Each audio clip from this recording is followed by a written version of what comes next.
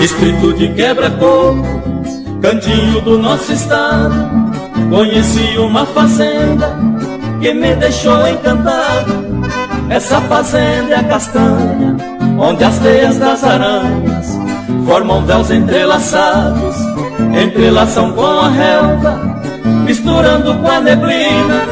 Faz a fazenda castanha ser rainha da colina.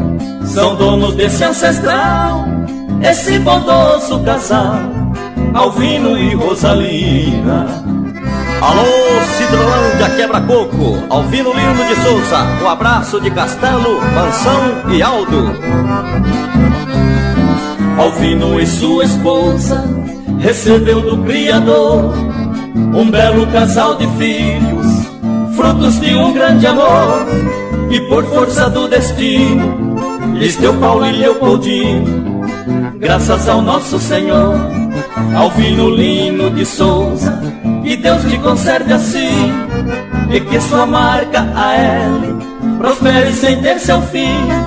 O troncoso jatobá de pé irá conservar entre grama e capim.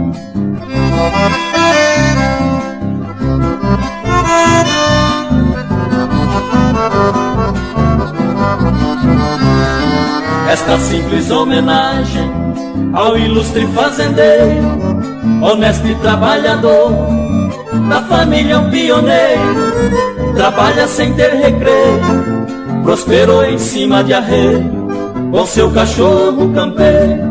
E aos demais da fazenda, sobrinhos e empregados, a Paula e o Leopoldino, de todos recebo agrado.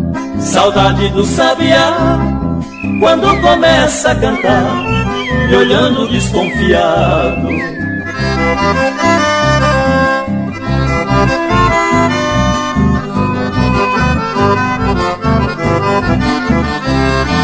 Esse mesmo sabiá, com seu canto atraente, faz a fazenda castanha ser princesa do poente.